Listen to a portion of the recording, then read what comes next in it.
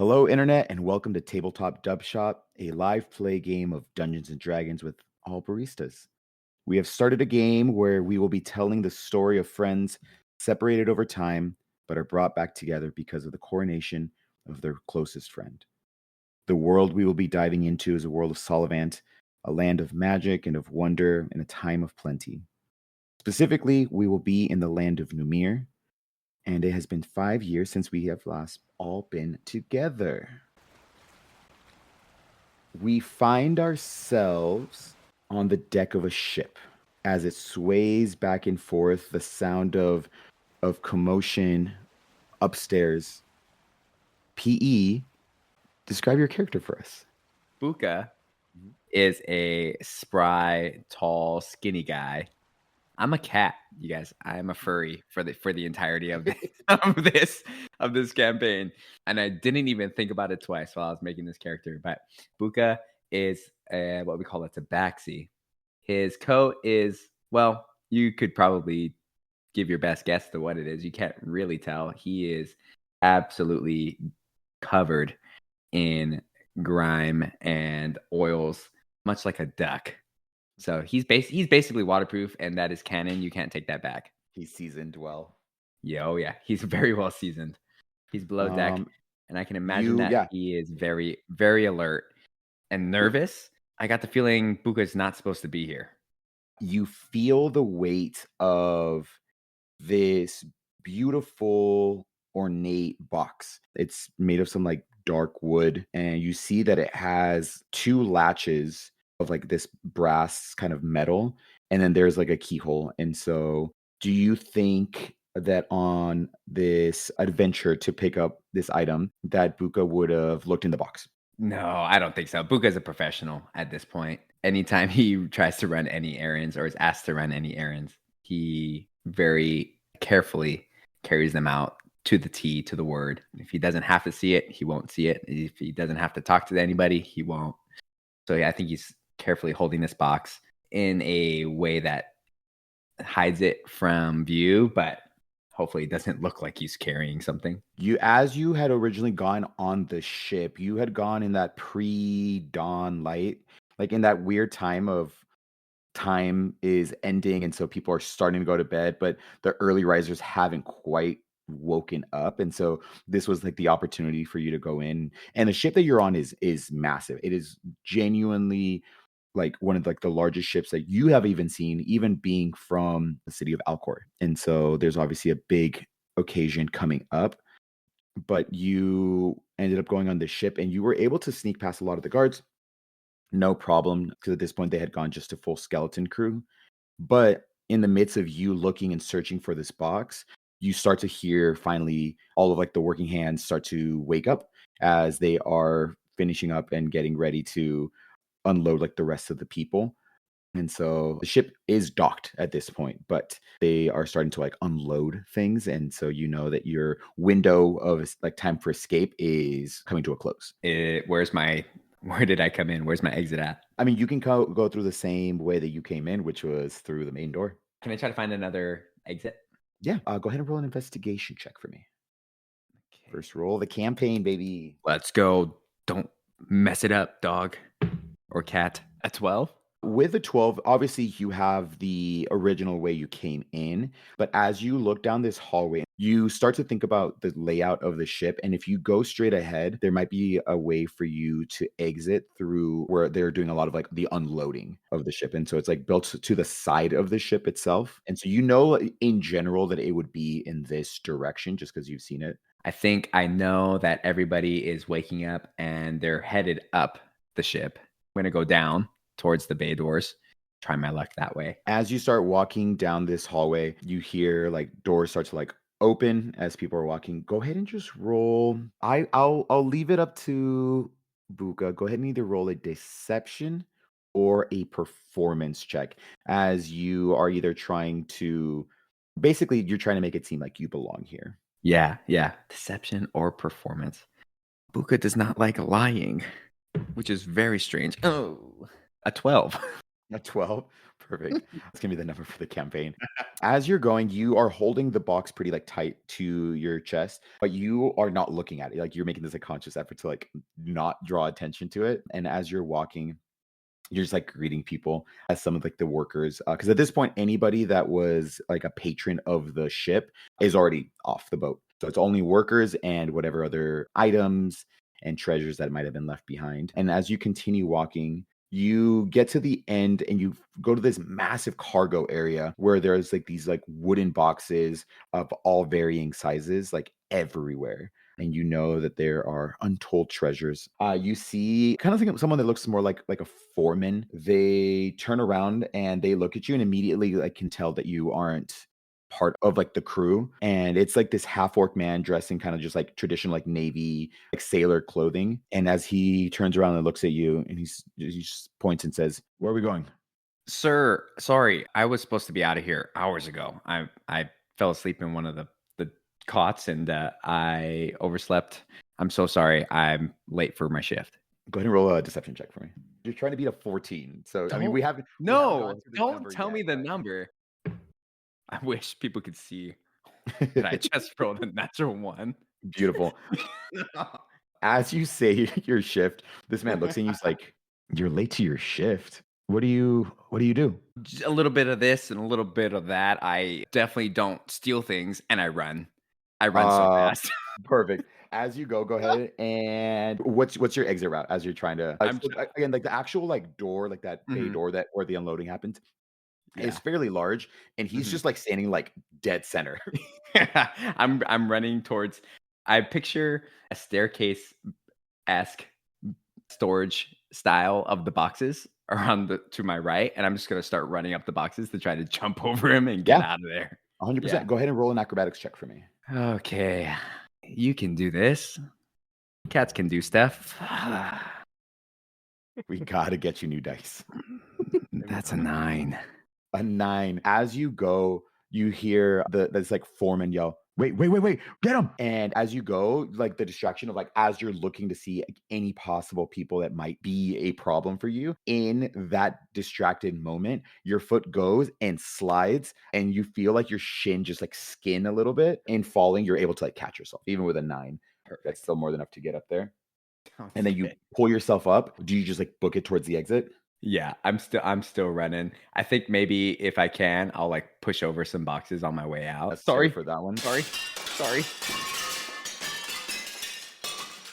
You see the foreman starts to, like, go after you, and you see and one of the boxes ends up just, like, falling on him, and he's like, "Wait, wait," and then just this but you're able to fall, land, and you make in towards the door. You're able to exit out. I think as soon as I bust out the bay doors and I'm greeted is it, like, early morning time? There's It's light? early morning. Mhm. Early morning. Are there people out?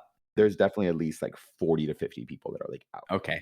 I'm running as soon as I run out of the bay door, I wanna kind of immediately slow my roll and start walking like I belong, like I'm headed somewhere with some other friends. But I'm gonna walk kind of close to the edge of the dock. That way that way, if I have to, I'm going for a swim. I'm gonna roll 2 perception checks. I will say the thing that's going to give them disadvantage, so it's 2 different individuals that are possibly Mm, gonna find you, okay. but all these people are carrying boxes out. They're literally in Everybody. the middle of work. Yes. And so I the people found that my are people. the people that are on the ship itself that could possibly, go after you are literally unloading things at the moment, and so it's a 5. Another 5. You're able to just fully slip away, and you are as you're carrying again, it's a fairly small box, and you start to kind of, like, weave your way through the people working there. Make my way towards the exit. I've got to meet up and I got to get rid of this box as soon as possible. It's super early. I'm not expected anytime soon, so I'll probably go try to kill some time somewhere. Where Mhm. does Buko wanna go? Are there any breakfast kebabs around? There are a couple, breakfast joints, and then there's specifically a little breakfast kebab that it's a little bit further into the city, Yeah. but, you're more than welcome to make your way there. I think I'll walk towards that, taking my time because we're back in the city. Yeah. I'm home. I walk with a good sense of direction, but not a very strong sense of purpose. You slip away with this box of unknown content tight underneath your arm.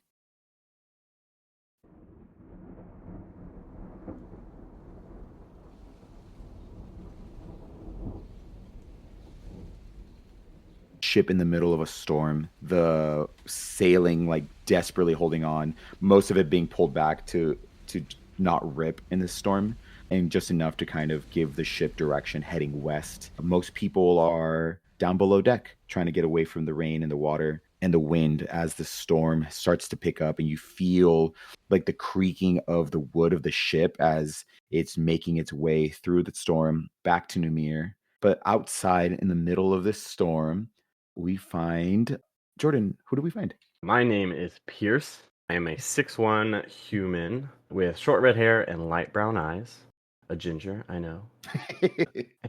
He weighs roughly about 210 pounds. Always was a big kid growing up, but it is even more apparent now after being in the military for several years. Pierce is relatively a stoic man, taking after his father, showing very, very little emotion in most situations, few times in his life being an exception. Dressed in common military garb, he is very much a minimalist and a liver of life.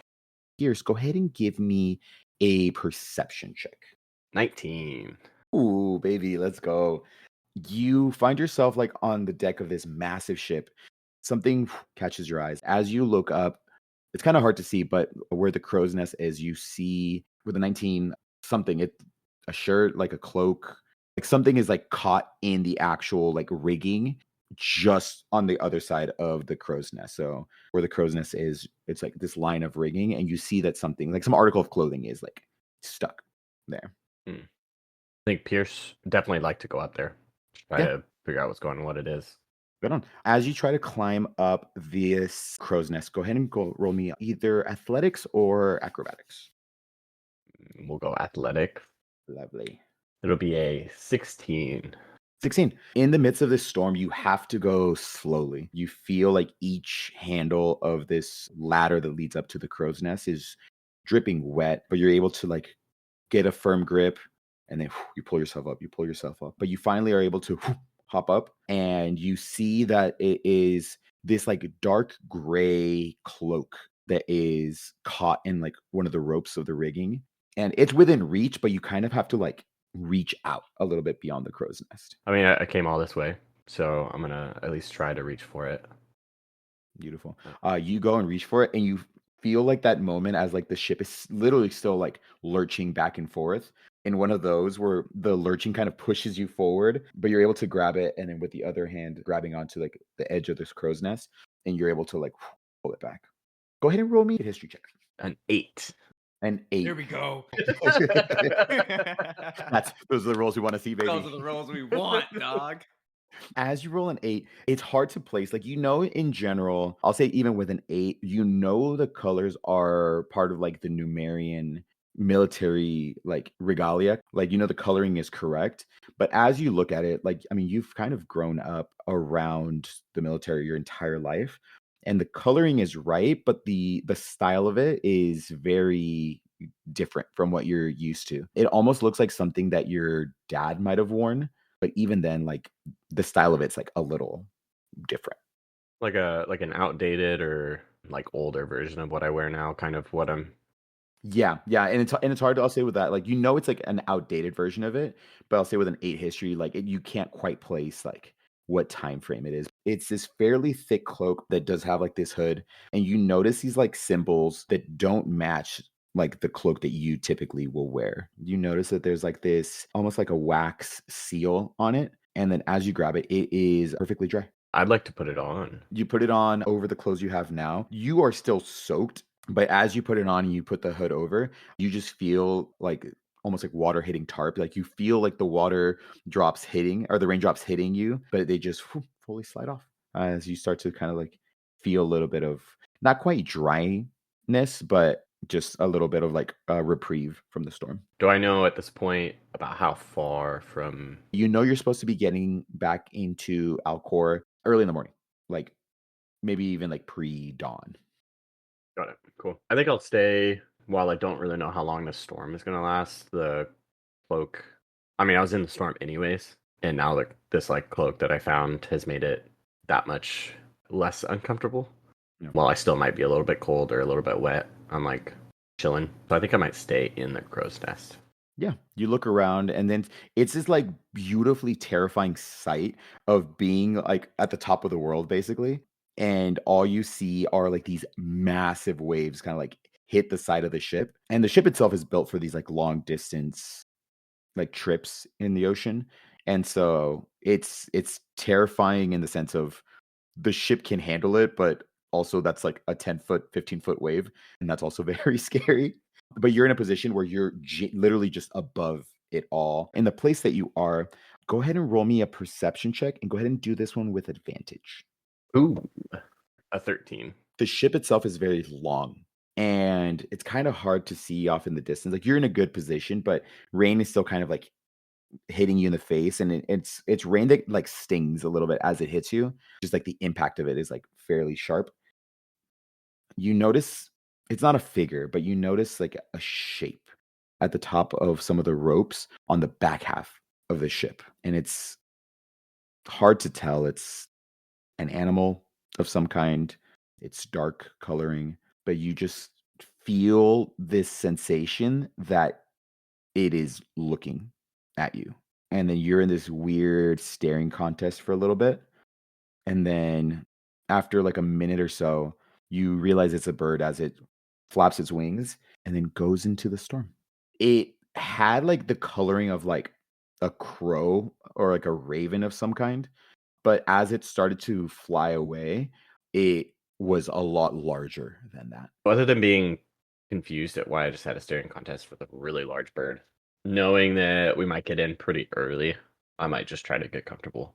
The storm slowly but surely starts to like let up a little bit as the ship makes its way past it.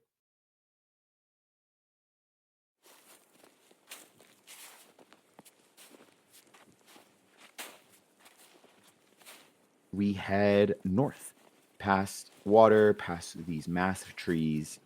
And at this point in time, it is in Solivant, it is about mid fall. Like we're already like deep into like the autumn season.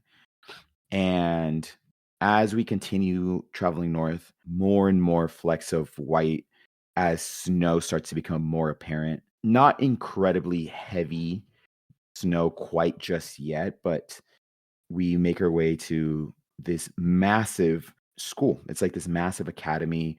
Dark spires are kind of like all throughout. These walls kind of cover the entirety of the school, and like a light snow has started to fall. And then near the one of the main entrances of the school, there is this teleportation circle covered in runes and shapes and arcane symbols. But next to that teleportation circle, Bela, who do we see? We have Miss Valentina Bienviaje Kondo, or Val.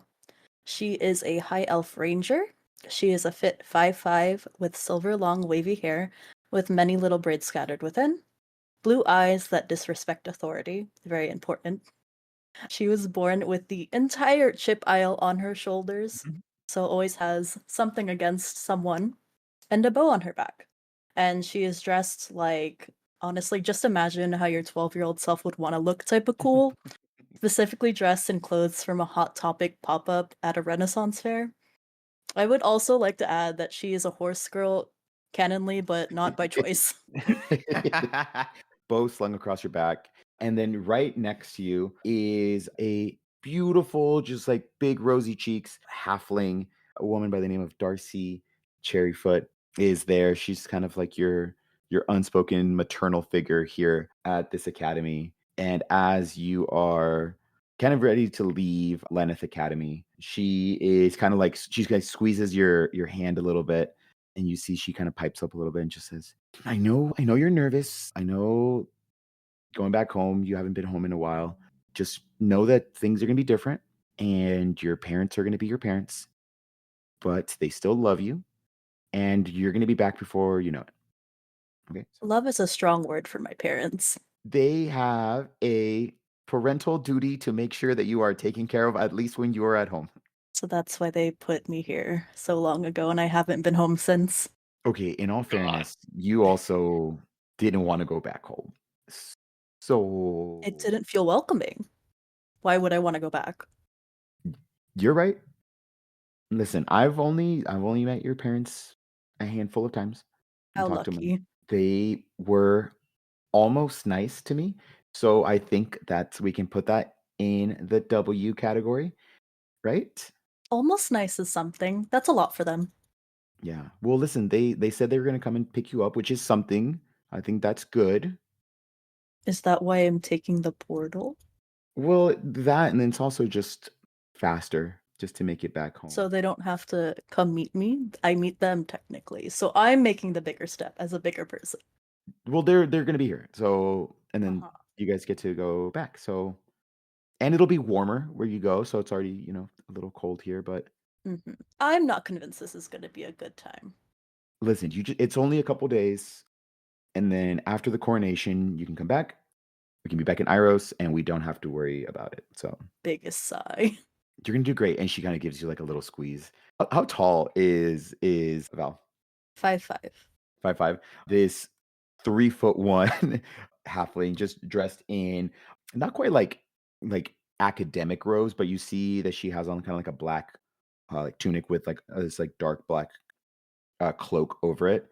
And it is part of kind of like the Lenethic, at least for the professors. Again, not quite a uniform, but there's like almost like an aesthetic that they kind of fit a little bit.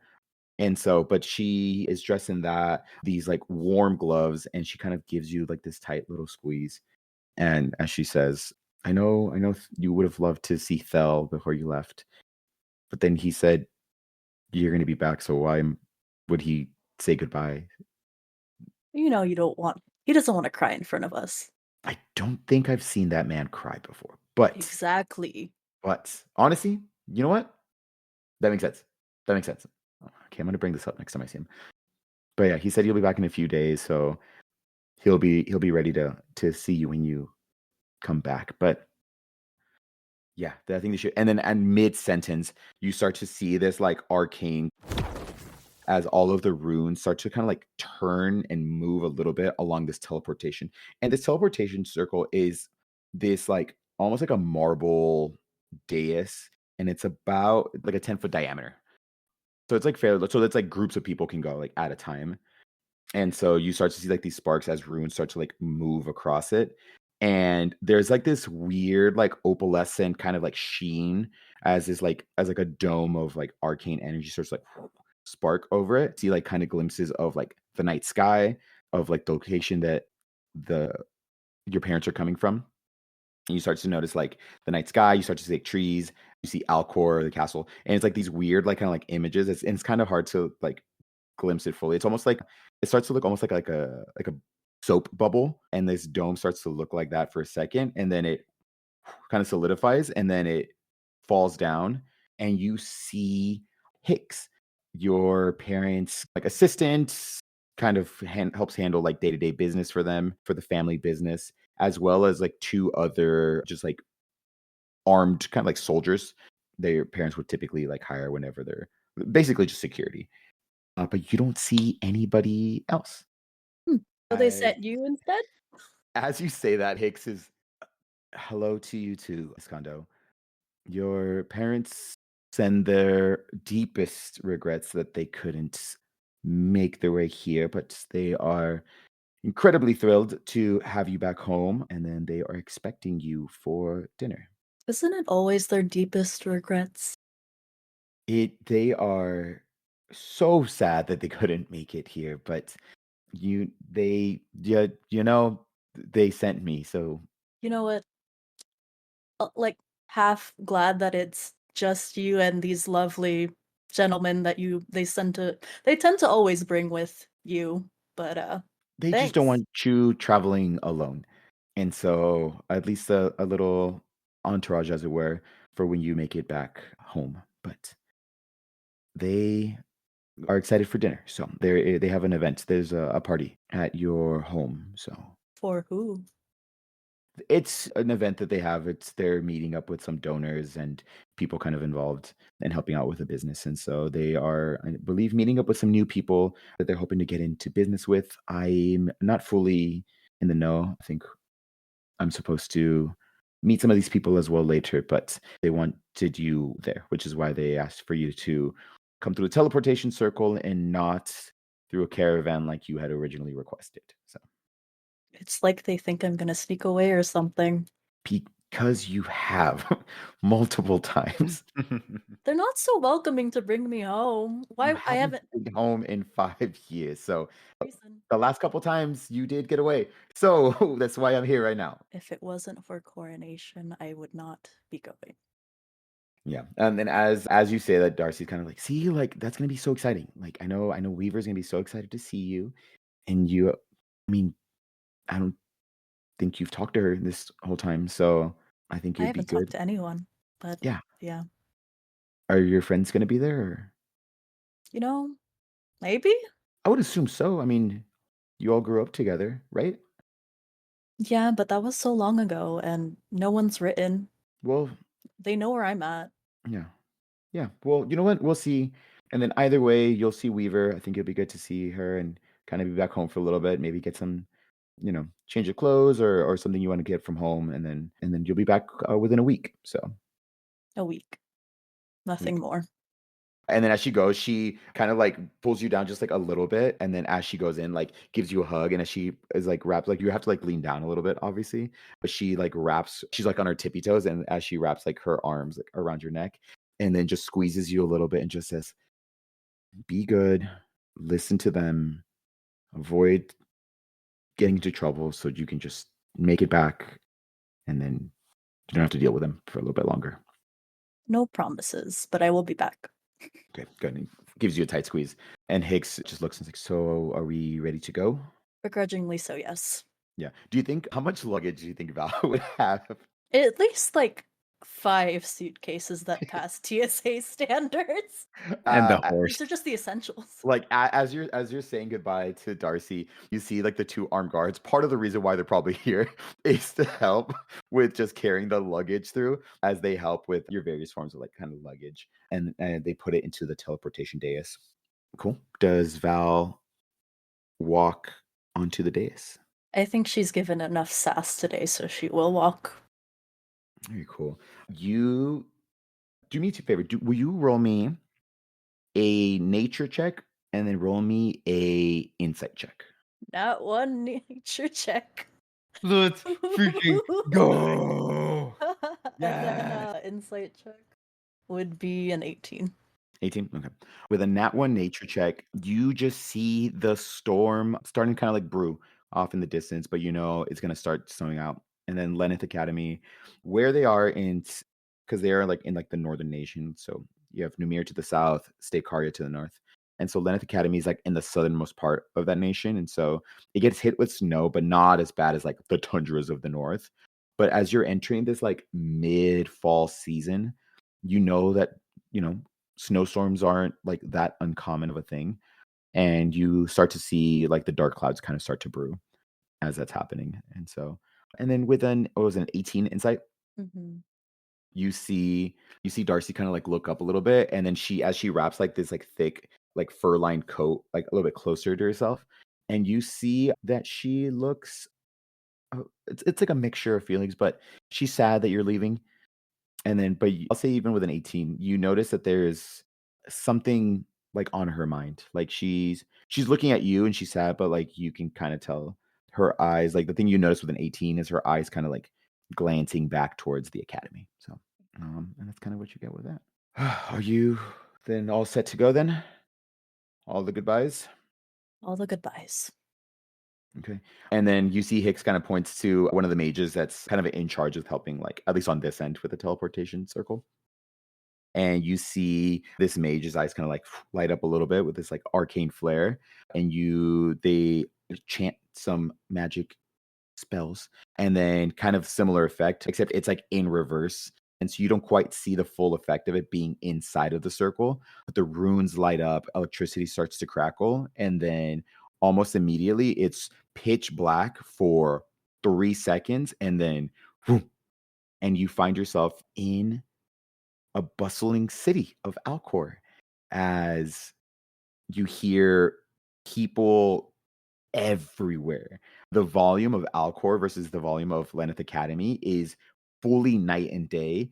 And at this point, you are actually within the castle grounds. You are within the walled part of it. It's close to the courtyard area. You haven't been here in years, but I mean, you grew up here. And so it's like close to the courtyard area. It's kind of like a kind of cordoned off section. But even from, being within the castle walls, you can hear like the cacophony of like sounds of people. You hear like vendors selling things, you hear, musicians, busking. And as you're back home in Alcor. What's the like me in relation to the guards in relation to Hicks, like on the teleporter? How far do you think Val would be, or how close or far do you think they would be? I imagine Hicks would be like right next to me with the guards like behind me, but surrounded by my suitcases, so like not able to quickly manage to act if necessary. Perfect. Yeah, yeah. As that happens, you like Hicks is like you see that he's like looking somewhere else, but he's like hyper focused on you not leaving. And then, well, we've finally made it back home. Let's get you back into your room. Can And we then he run a looks. few errands first? No, that's okay. And as he goes, and then you see he kind of positions himself so that like he's physically blocking like the exit out, or like away from the keep or the castle. But then I mean, what would Val like to do? There's a few things I'd like to see before I head back home You are home, Miss Kondo, but to the party, my parents' party. I just don't feel ready yet to go step in that, no, of course, of course. I think the best way to get ready would just be to freshen up in your room. You see, as he kind of like is squeezing his hands so hard, like just white knuckles. I see.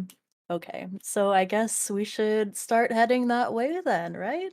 After you, No, I think you should go first. I insist. Okay, so let's step out of the teleporter first. You step away, and as you look up, you haven't been home in almost 5 years, I think, at this point. And you look up, and the way that the castle in Alcor is set up, it's almost like 3 tiers. And so you're currently like on the ground floor. And so at this point, it's like this massive courtyard. You have this teleportation dais off to the side. And then, but as you look up, castle's kind of like built into the mountainside itself, as it is these 3-story tall castle. And then adorned, you look up and you see beautiful like ornaments of blue and gray adorned throughout with like banners everywhere. You see literally just like so many soldiers like walking around as they're kind of just making rounds. And you are back home. Exiting the teleporter, what does that look like? Is there anyone like watching since I'm the first one to go out? At this point, like there's not like a group or a crowd gathered. You do see like not it's like a short line, but it's like 3 people kind of like waiting, as it's some other level of like not quite like like royalty or like nobility, but it's like very like well off people that typically will use this teleportation days at to like either go to different parts of the city or to different parts of like Numire typically. But Is there it's crowded, right? Like hustle and bustle of the city. there is movement, but at this point, you're actually like within the actual city walls, or sorry, the castle walls. So there, it's not quite like you hear sound outside of the castle walls, but where you are is like specifically more like people that work in the castle, like people that are like wealthy that kind of live there, people that are like either assistants or advisors to the crown, things like that. And so as you look, like there's 3 people in line. These all seem to be like very wealthy individuals. So you're not quite with like the populace where you Okay. are physically. So it would be hard to go ahead and slip into a crowd and try to get away.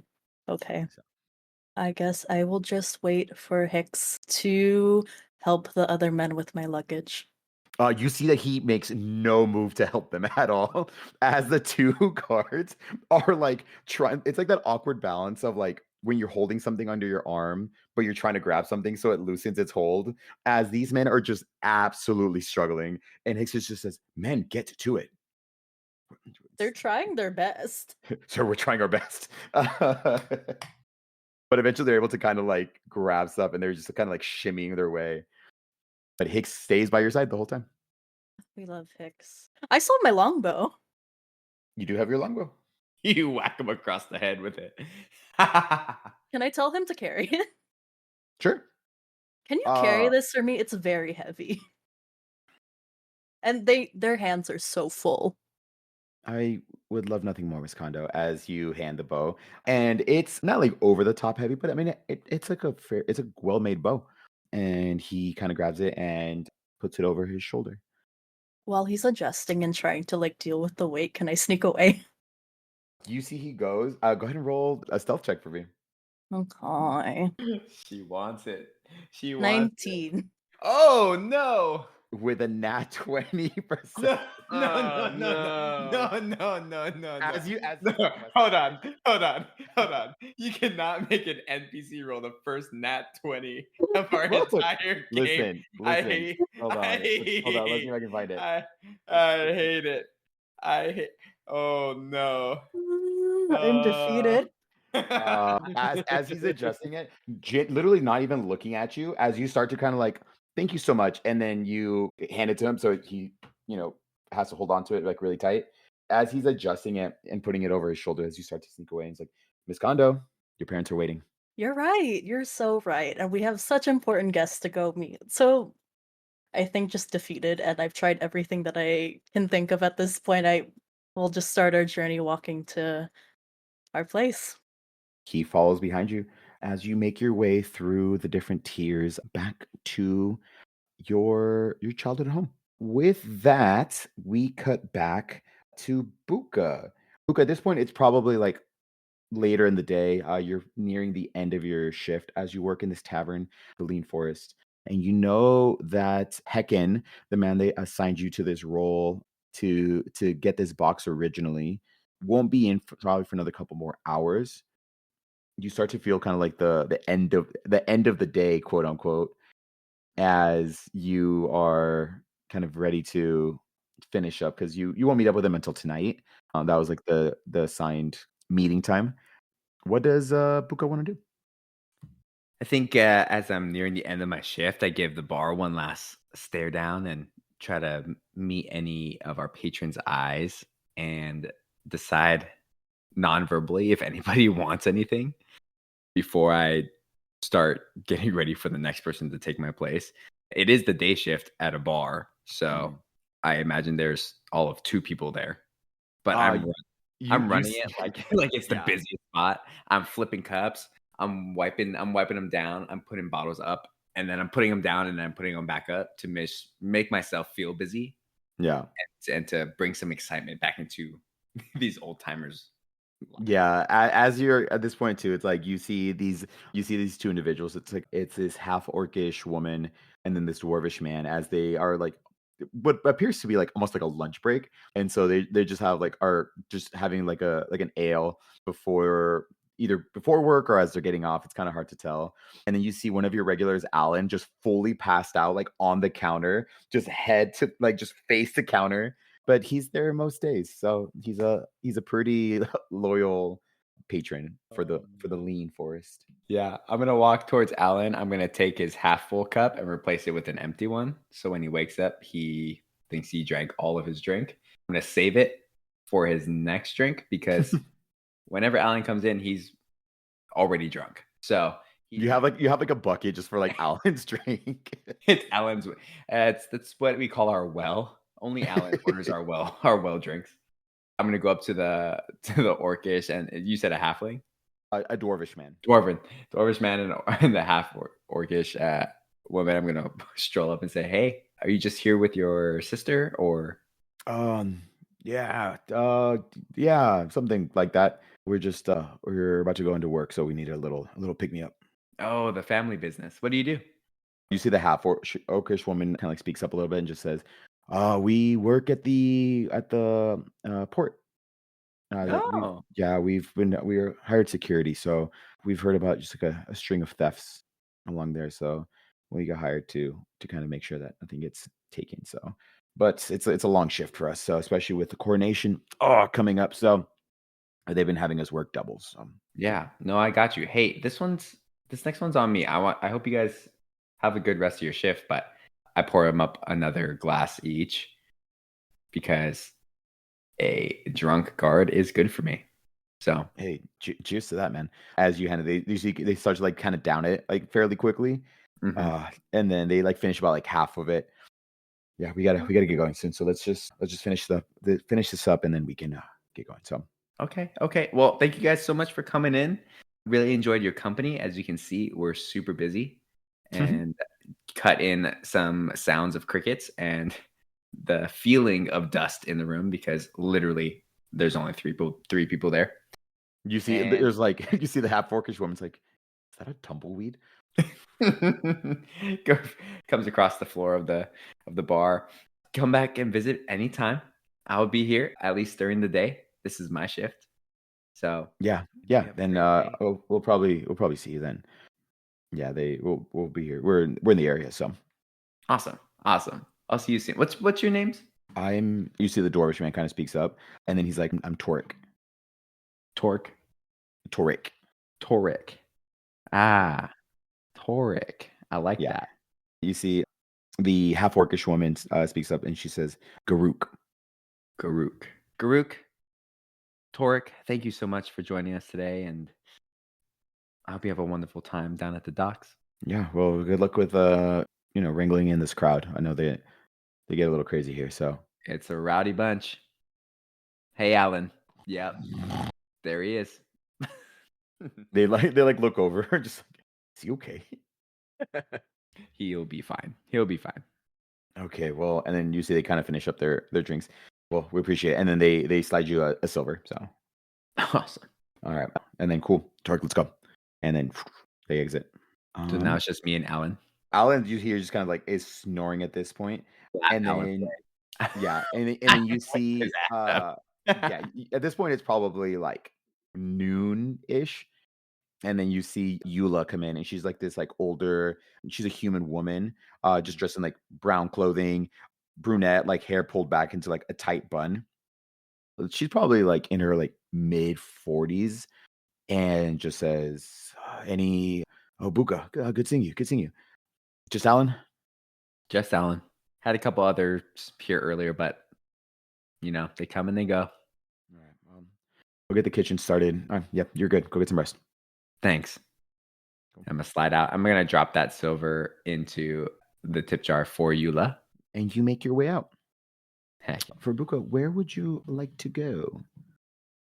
Oh, I got some time to kill. I think I'd probably just retire back to my room.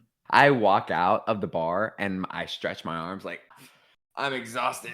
It's time to go to bed. And I turn around, walk right back into the bar and up the stairs because I live upstairs. Eula's like, oh, I thought you were going somewhere. Okay, I was confused when you walked out. All right, well, have a good sleep. I'll let you know if I need help with anything. So Thanks, Eula. The reason I'm walking up the stairs now and my voice is trailing off. The reason I walk out of the shop before I come back into it and I'm going home is so that I can reset. And I know that I've left my job behind and now it's time to relax. And I hope you have a great shift. I'll talk to you soon. Love you. love you. Love you too. And then you close the door. Cool. And you're able to rest for the night. And then with that, we can also you saw that 1 damage to your HP, so you can mark that you're healed up at this point. Because we'll mark this as your long rest. Thank goodness nothing else happened. I know, for real. I was getting close there. Yeah, and then you get like a solid like 6 or 7 hours of sleep as you just kind of like collapse on your bed. Right before you go to bed, what does Buka's room look like? Oh, it is plain as plain can be. If you didn't know it was Buka's room and you walked in, you would just assume that it was ready for the next guest to be staying there. The only things that are in there are probably his bag. The bed is hastily made every morning when he wakes up, or every night when he wakes up. My apologies. And I think there's a couple of little scraps of like paper and maybe some quill. He's been practicing writing. And I think the only other item of note in there is this wooden, almost like a branch, but not quite as big. And it's Buka's been whittling it into like a flute almost, but it's not quite done yet. Love it.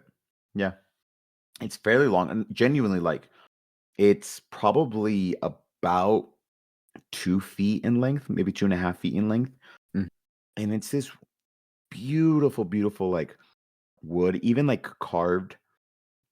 You know that it has like this like a very like special property of like it's very like light and colored. But you see kind of like inlays in the wood of like this like dark wood that kind of like goes throughout it. But yeah. How long do you think Buka's been whittling at it? Probably like in more recent. Oh, I'm just gonna give an arbitrary, non-important number, about 5 years. You work on it for like a little bit and then Just a little bit every day. He changes his mind sometimes about what design is really he wants in it, and it starts off very foresty vibes, and then you can tell when he entered his nautical, wants to be on the ocean vibe, and there's waves and there's ships and there's flags, and then it's now it's in a like a more of a fiery cooking vibe.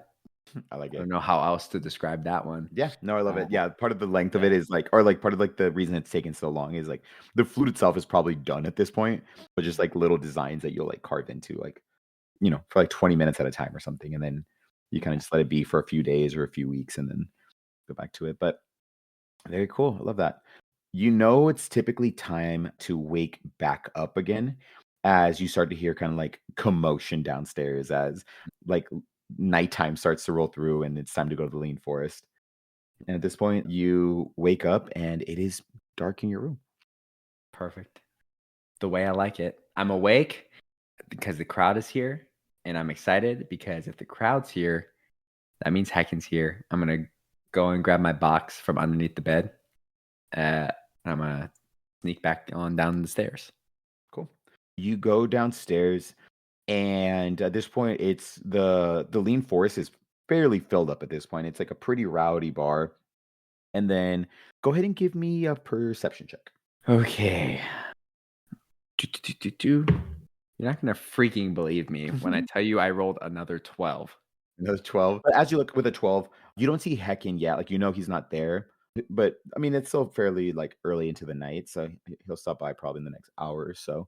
But as you look around, you see probably about like the tavern itself is full, but there's probably like 8 or 9 individuals that have this like red, and people have it like in different like in locations on their bodies, but these like red bandanas, and some people have them tied around their arm, some tied around their leg, some almost like a Wild West cowboy like wrapped around their neck, some as headbands.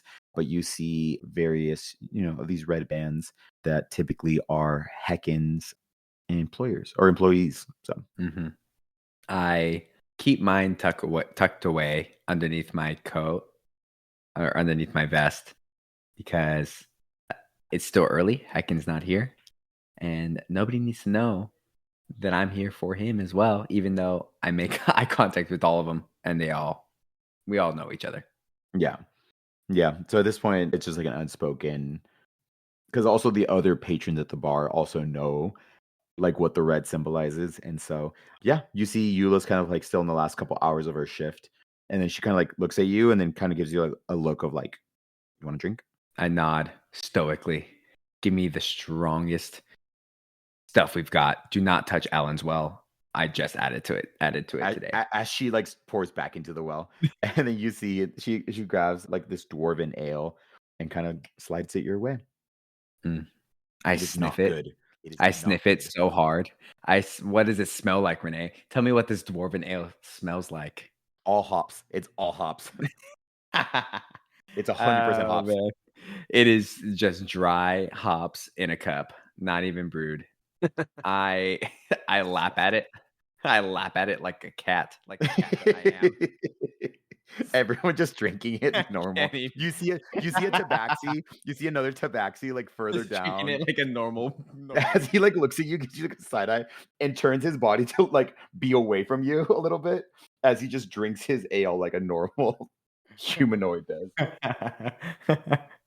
I just laugh at it because I'm insane and kind of count the hours or the minutes as they go by, watching the crew or the customers around interact, and maybe I'll pick up on some info or intel in my moments of waiting.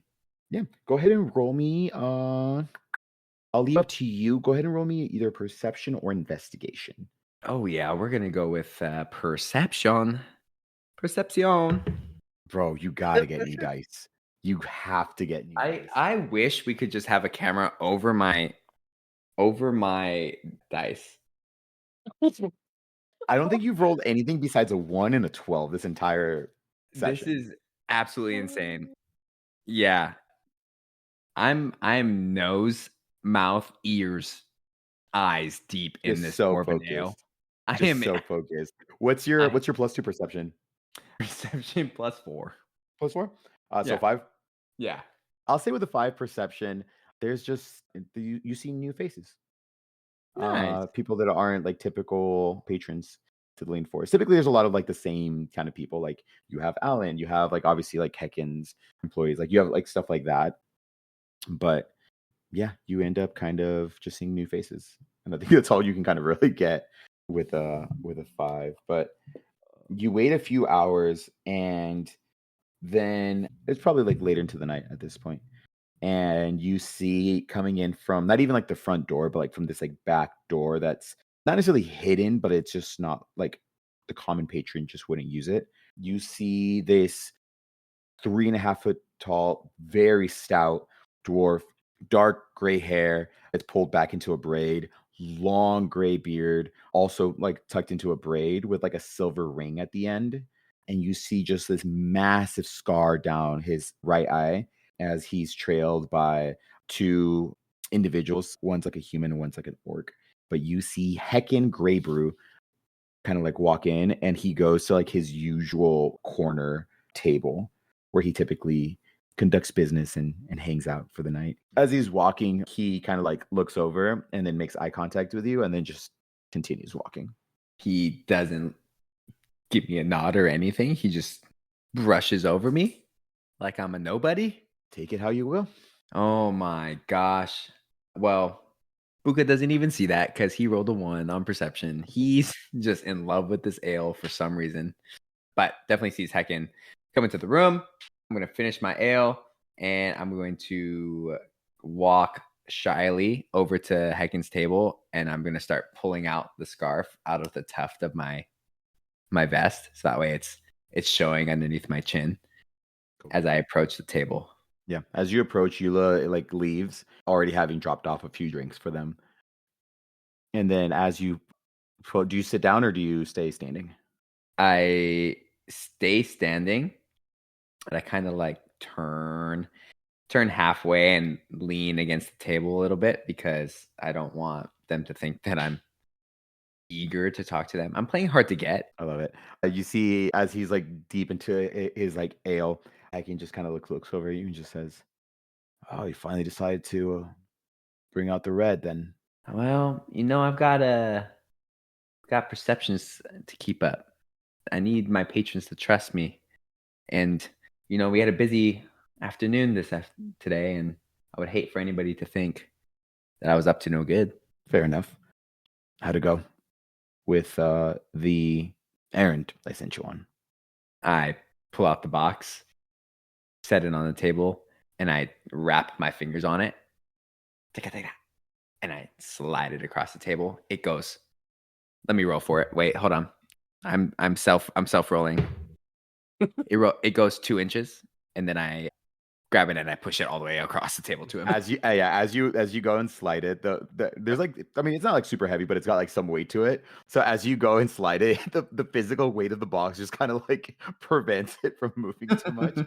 As he like looks down at it, looks up at you, and then as you just finish sliding it over, what the hell was that? Sorry, slipped. Have you tried the dwarven ale? It's so good. you see Heckin looks over at his guards with him and just says, "What the hell? Okay, don't know what the hell that was, but no, well done. Any problem getting out?" Absolutely none. 0 issues whatsoever. In and out. Nobody knew where I even was. Nobody asked any questions. I definitely didn't scrape my knee, and I was also not late for my shift today. Looks over at Eula. A little bit. Okay. And then you see that he goes and give me a. I know making you roll these. Go ahead and give me a perception check. You just you keep giving Just me roll these better. chances. I'm giving You you just keep opportunity. you keep I'm giving me giving you opportunities opportunities. to I'm 1 or literally giving you 12? opportunities. and learn things. A 1 or a 12. I am determined 1 or 12. to Call go it. through this entire campaign not knowing anything. Perception? 13. I rolled a 13. Really? It's a 17. 17. Yeah. This isn't like new to you. You don't see him do it very often, but as he goes and he goes to where like the keyhole is, you see he kind of like mutters something under his breath. And then it's hard to like see, especially with like the lighting of the actual like tavern you're in. But you see kind of like his thumb start to like glow for a second as he holds it by the keyhole for a second, and then just unlatches it and then opens it as he did some kind of spell on it. Gotta learn that. I gotta learn that one. Yeah. But you know he doesn't do it very often. And then he like opens it, and then the way that it's opened, you can't really like see inside unless you really want to peer over. But Am I tall enough to peer over? you said you were leaning, so I you okay. No, I'm not gonna try. but he opens it and then looks at you and then just closes it and just says, "All right." And then you see he latches it and then hands it over to the guard that is with him. See, he puts it like in a bag and then has the bag like by his feet and is just standing there still. And then Hecken just goes back to you and just says, "Well done. I figured that you would be the right person for the job. We have been very fortunate with so many people coming in and for the coronation that we uh we have plenty of business available to us. So things have been good. We probably have a few more things coming up, but we we have a bigger job coming up. So Okay. Well, before we talk about that, can we talk a little cheddar, a little payment? I know I've gone like 4 for 4. We've been doing it. I've been a good boy. So you've been the best boy. let's go. Can we do the usual? Sent to the same place. Yes, please. Done. And you see he looks over at the other guard, and you see the other guard nods and then goes out that back door that they had originally walked in from. It's done. Thank you. Yeah, of course. You've been good to the cause and made sure that all of our coffers stay full. So least we can do is return the favor. Buka, we have a job coming up that is a little bit more, how should I say it? A little bit more sensitive in nature and a little bit more risky in its endeavor. I sit down where the other guard was sitting before, and I slide in, and I put my chin on my hand and my elbow on the table and say, "Tell me more." Of course, you're very comfortable right now. When was the last time that you talked to your friends from before? I think for the first time in a long time, Buka is starting to feel and show signs of being taken aback by something. He's genuinely surprised that somebody would even ask him about from the time before. Ooh, well, it's been some time. I haven't really gotten the courage to write them anything yet, but I'm getting there. Do you want me to send? I mean, do you know my friends? Do you need me to send them a letter? I just needed to know how much contact you've been with one particular friend. Well, I can tell you that my contact has been the same with all of them. I haven't. Okay. He like kind of pauses for a second and then just, if you are feeling up to the job, how close are you with Miss Weaver Stormsong? The princess? Yes. I mean, I have a lot of great memories, but I haven't really worked up the courage to visit her or even try in in some time. I mean, has she reached out to you? I don't think she knows where I moved to. I changed the addresses a couple times, and No, no, yes, of course, I'm sure. Did she make an effort even in the last few addresses I that you had? I I couldn't know for sure. Yeah. Listen, Buka, I take care of you. You I do. make sure that you're well taken care of, that the people around you get well taken care of. Yeah. Has Weeva done that for you? Yeah. No, not. But she's always busy, and I being a princess is really important. Waking up whenever you want to wake up and That'll talking work. well, she works really hard at her manners and making sure she doesn't get into well, she was always getting into trouble when we were kids. So I hope she's gotten better at that. No, of course. I don't mean to speak ill of your friends. Reason why I bring it up is this next job involves her to an extent. You wouldn't have to deal with her directly. It'd probably be better if you didn't deal with her directly, but it the timing does come along with the same time as a coronation. Oh, okay. Yeah. Then if I'm still working and saving up to find my way back into my friends' lives. I've actually lost track of two of them, so I'm not quite sure where they are exactly. But I always know where Weaver is, and yeah, yeah, I would like to maybe give it a little bit more time before I see her again. That's fine. If the job goes accordingly, you wouldn't have to see her yet, but it would earn you enough coin to probably at least earn a visit. Okay, yeah, I like that. Let's do it. Well, wait, what is it? I need you in or out. It's something that's a little risky, and so I'm keeping it more under wraps. Okay, yeah, let's do it. I'm in. Okay. You see that he stands up, finishes his drink, and then you see he reaches into like his coat pocket and pulls out this like folded up piece of paper, slides it to you, and just says, "Meet with me tomorrow if you're fully invested." But I've already taken your yes as your commitment in to what we're gonna do. Puka grabs that piece of paper and doesn't look at it quite yet, just slips it into his vest. And as he's doing that, he's also going to tuck his red scarf back in. Mhm. Okay. Yeah. You got it. We'll come up with a plan tomorrow. I have business to attend to, but I'll see you tomorrow, same time. Of course. And then you see he kind of like looks at the guard and then they walk out. And with that, we will take a little break. Thank you so much for listening to this first episode of Tabletop Dubshot. We're thankful to have you here for the ride. As always, please keep posted. We will be dropping new episodes every Thursday, but only thing left to say is cue the music.